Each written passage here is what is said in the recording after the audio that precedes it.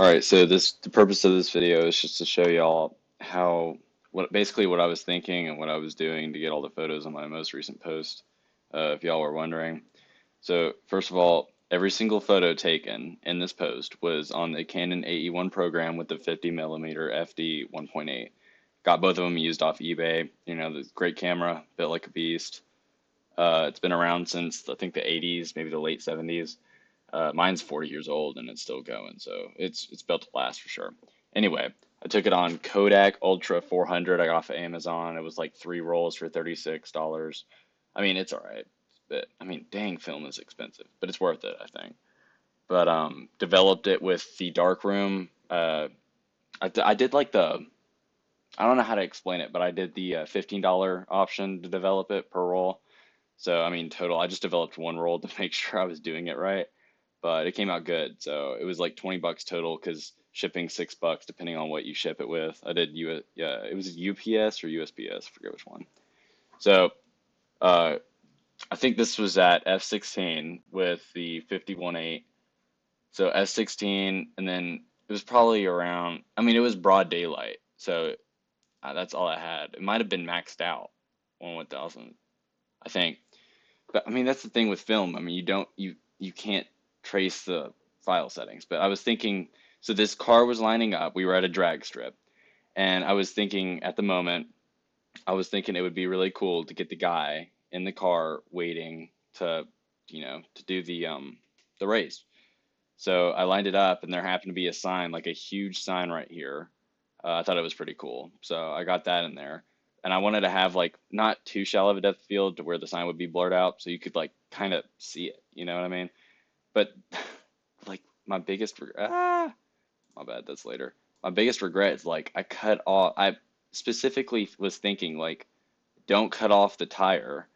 And as I took the photo, I had it framed where I didn't cut off the tire, and then I might have like pressed the shutter button and moved up a little or something because the tires cut off. Anyway, that I mean that bugs me and probably only me and maybe other photographers that see that.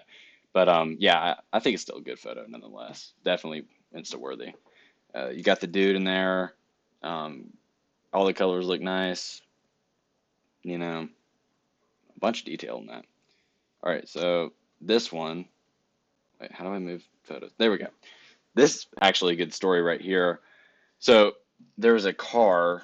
I mean, I was just taking photos. Actually, I was watching at this point. I had my camera out, but I wasn't taking photos. And we heard, I didn't hear the car go into the trees. Something failed on this car. I think it was like the brakes or something.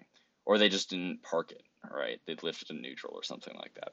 But I heard a bunch of people like saying like, "Oh my gosh, oh my gosh." So I turn around and there's a bunch of people crowded around the this car. So uh, it went into the trees, and I was like, "Oh shoot, what a great point for photography." At this point, there was like a bunch of people gathered around.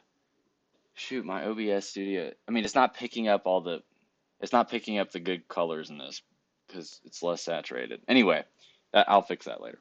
But there was a bunch of people gathered around this car, and I thought it was a good idea to get a photo. But there was people who worked at the drag strip were saying like, "Get away from the car, get away from the car." Nobody was in it. Nobody was in it.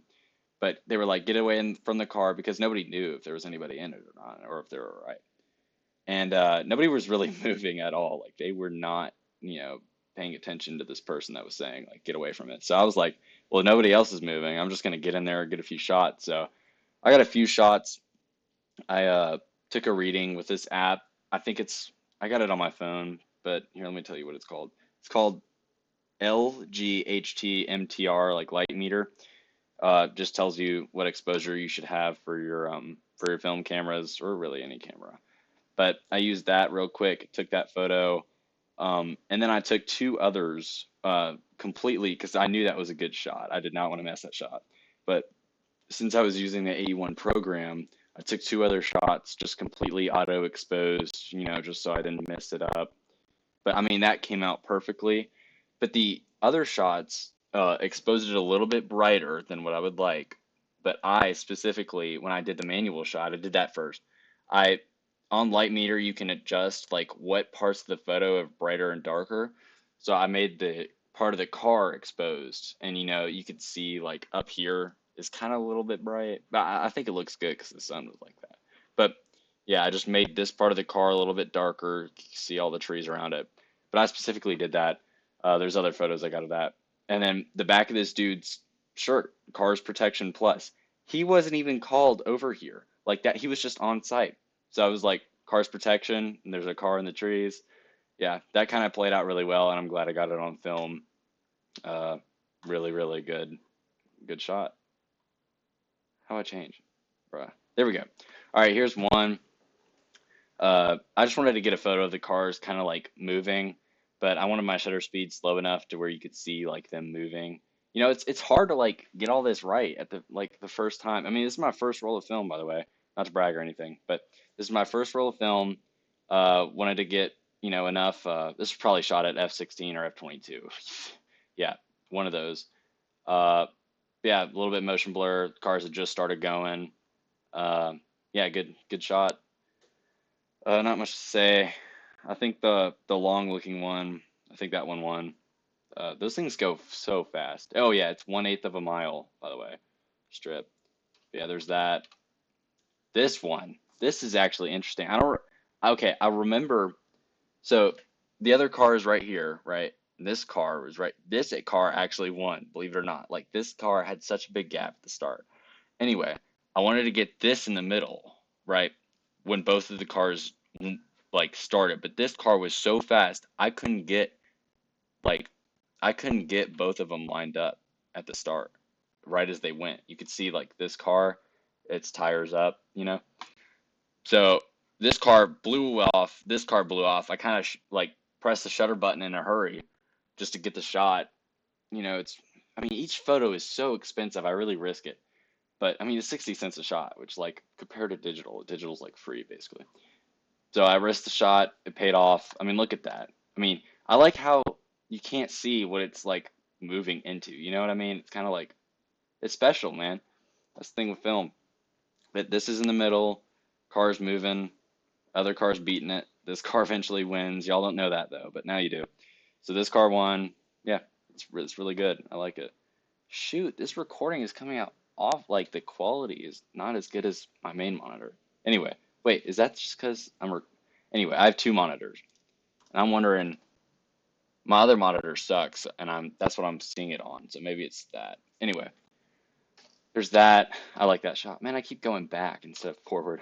So this one, I up the exposure right here. You can probably see more grain. Yeah, you can see the grain, but I don't care. I up the exposure on the flag, I up the exposure right here too, more saturation a little bit. This was the place you would look at the cars going. Not too much, but I like the flags draped and everything.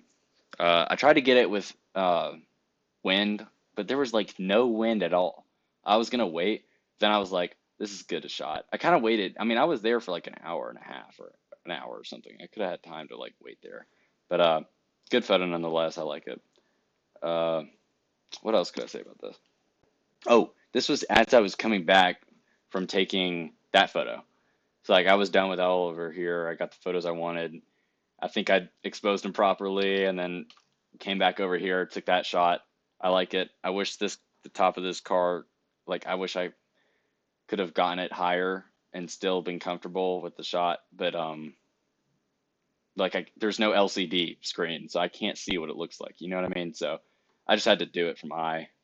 And then I wouldn't have been able to got the most of this sign. I would have cut that off. I mean, it does a little bit, but I would have cut it off more, uh, tilting it more up. You know what I mean? So that's why I got that. It's just a flag shot.